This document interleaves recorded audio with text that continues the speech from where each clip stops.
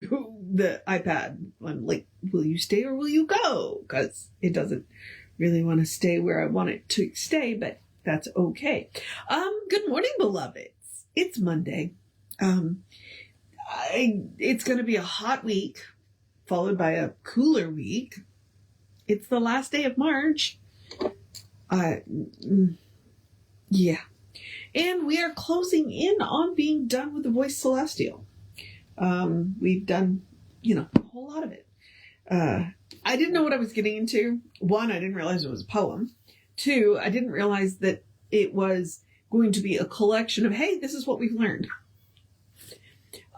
Where I was going to go Google stuff afterwards to put it in the comment section, because he uses words and I'm like, wait, what? What does this mean? Huh? So here we are. Yes, but we are on. Oh, we should do the housekeeping first. Let's do the housekeeping really quick, and then we will get to the chapter. And the housekeeping is simply me reminding you we are Creative Life Spiritual Center.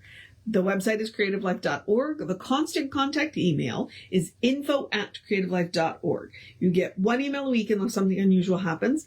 And the hot links are hot. So if it says click here now, it'll take you right to the information or the person that can help you get it. And nobody's going to see your email. It just tells you what's going on for the week and the month. It's good information. All right. And it includes a calendar too. So that's really cool.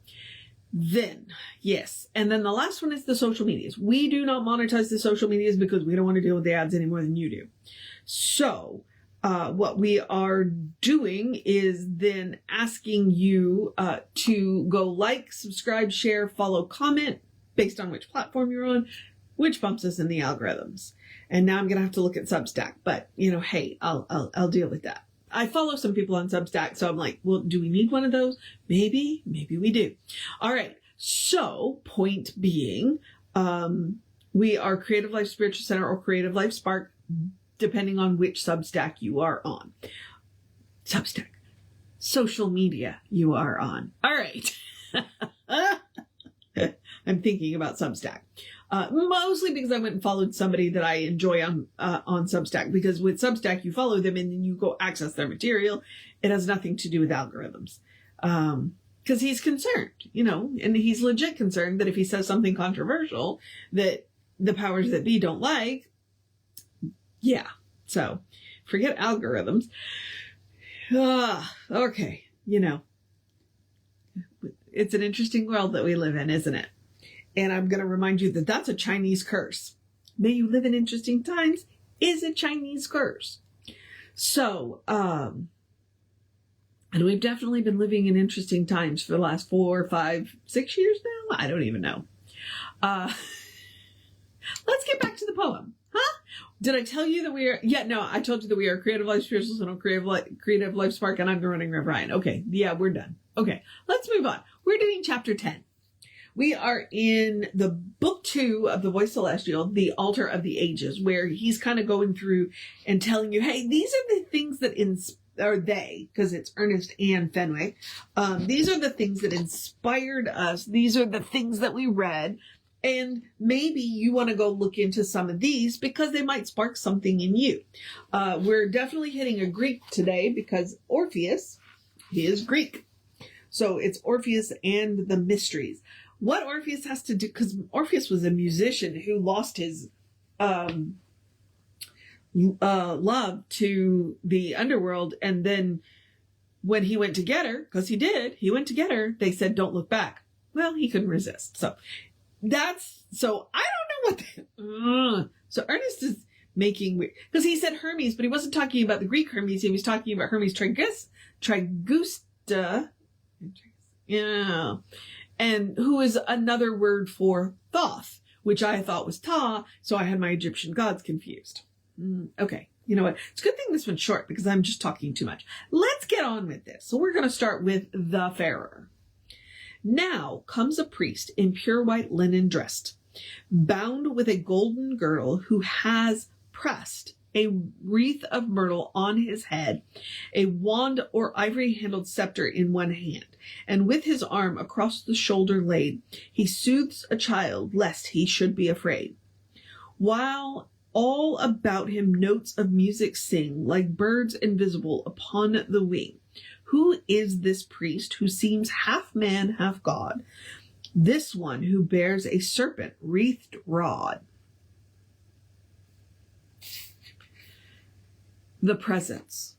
Another age, another place and need, another harvest of the age-old seed. So short the span of faiths, they live, they breathe, and fill the air with incense, and men wreath the sacred altar and light the candle flame. It burns, it dies, leaving nothing but a name. So long as faith, that faith itself lives on, in fevered hope of newer, clearer dawn. And lo, the cosmic mind behind the screen grows dense with forces longing for the scene, which seek a vent and like a current pour into those souls who leave an open door. Thus, in one age, the same great truth broke through the mind of Orpheus, which Moses knew.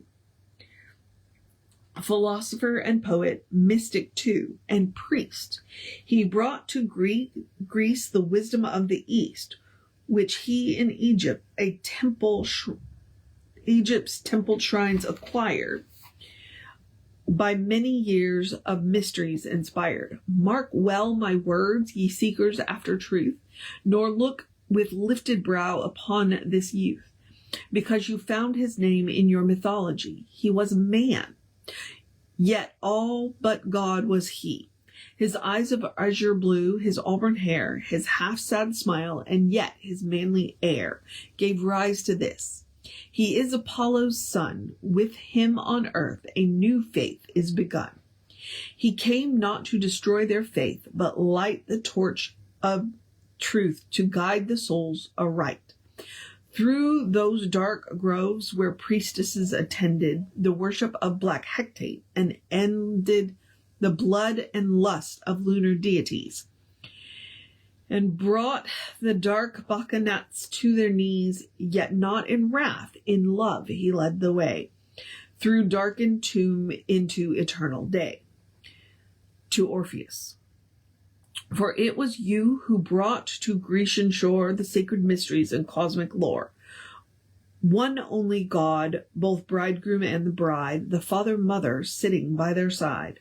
The manifested word, celestial son, the triad formed, yet still remaining one. You called him Dionysus, demiurge, whose blood and flesh with men so closely merge, that they are one and thought.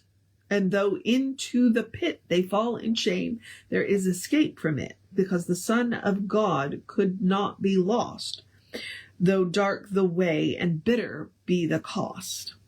The presence continues. How oft men curse the saviors of a race, because they have but little wit to trace the very sources of their ages gone, of their own faith when history was born.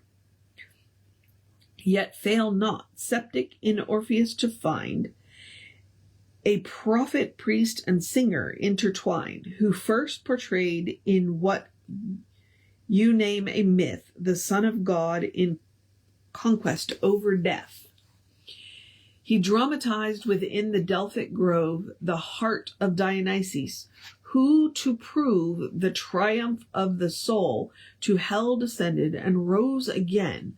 The power of Pluto ended.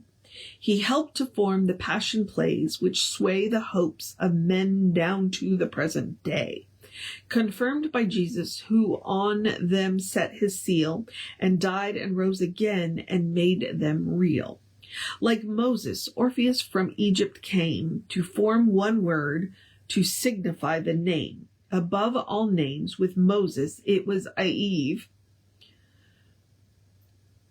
which, by the way, means light. I Googled it, and it took me a minute to find it, but I-E-V-E means light. Back to the reading.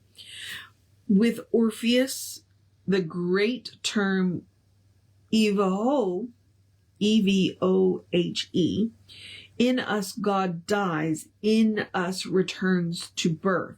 He said, initiates upon the earth, become a Hermes to the things above. And we from patterns dedicate to love. All powerful and heavenly Eros, be in all your loves, whom I evoke for thee. Love all, love everything, for everything. This is the tune to which all souls must sing, is moved by love. The gods of time and space, or very demons of the deep, must trace their power to love, the all-embracing force that holds the worlds sent spinning on their course. Love light, not darkness, lest your souls returned shall bear the hideous stains that they have earned. Hail all who have been born again and who are passing to new birth. Rejoice, all you who suffer from your rounds of birth and pain. You shall emerge and be yourself again. One body and one soul, turned to the lyre of 7 strings that tamed the lakes of fire. Help thou the weak and comfort suffering. Once more I say, show love in everything. But now mine hour has come by death to show my sacred mission. The God has willed it so. I shall to hell descend, from thence shall rise, nor shall ye see again with mortal eyes my human form.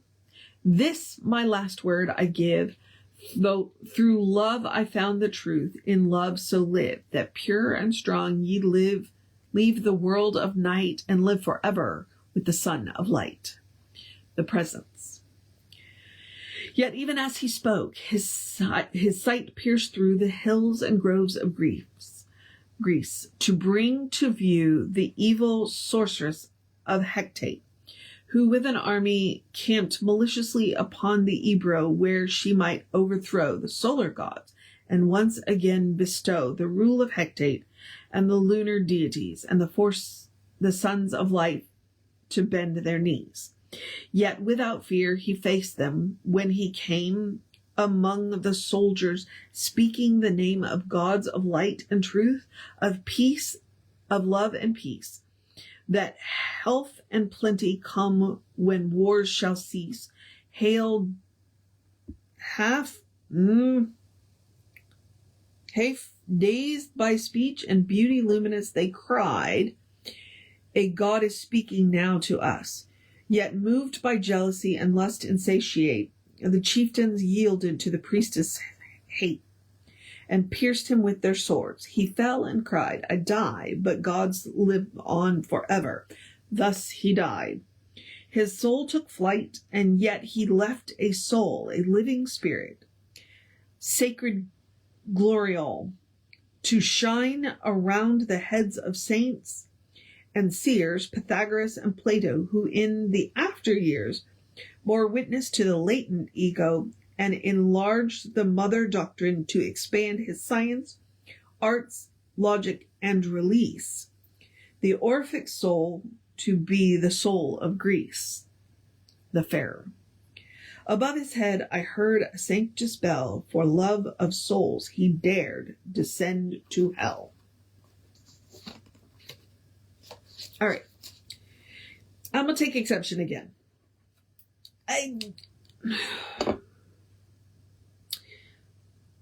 Okay. Because he's going after the priestesses again, which pisses me off. Because I am a woman. And we have as much right to our religious traditions as men do, right? And this was written by men. Which is neither here nor there. Because I'm going to point out to you that what he's talking about is, he did talk about Orpheus went to hell after a woman and then failed to bring her back because he couldn't resist turning around to make sure she was following him.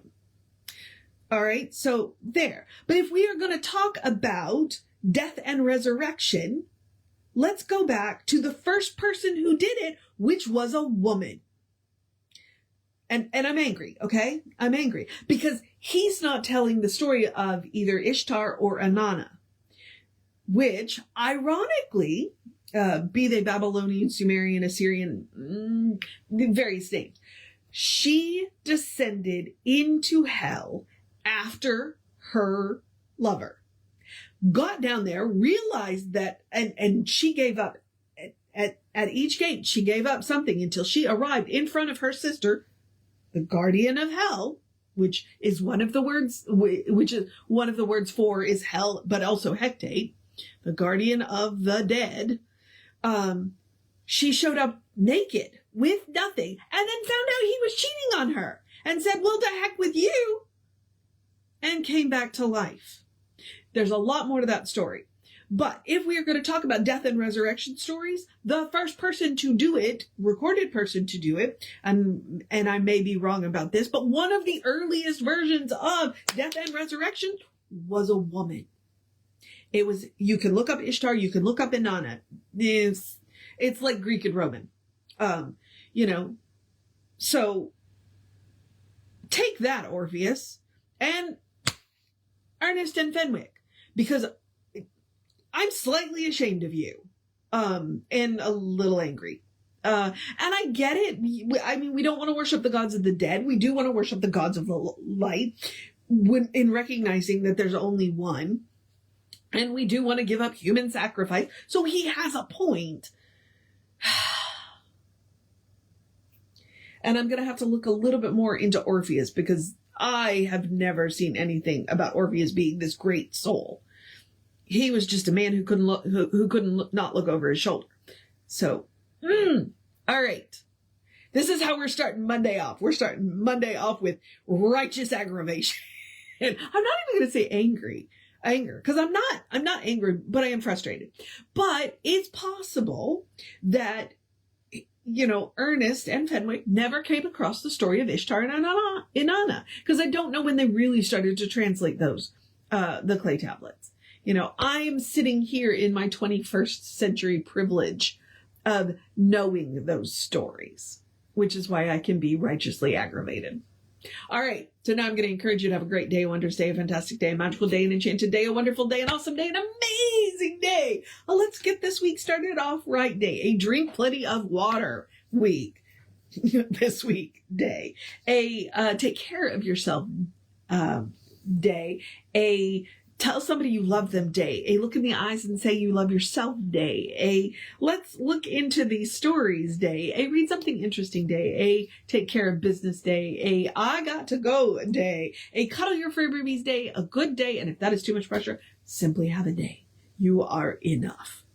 Just as you are. You are a beloved expression of the divine. You are spirit in motion, God in action, a brilliant light, a divine spark, spirit in action, God in motion. I may have said that backwards. It doesn't matter though. A beautiful masterpiece and a work in progress at the same time. I don't know what I was about to say. Or as Reverend Jesse likes to call us, you are a godling. All right, beloveds. I have gotten on my soapbox and I'm going to move on. And into the process of my day, but I'm going to remind you to explore the truth of your being. Get to know who the divine knows you to be, because the divine knows you to be good. And from there, anything is possible. All right, Reverend David should be on around 5 p.m. with you. I'll be back with you around 9 a.m. tomorrow. Take care of yourself. Know that you are loved, and I will see you next time.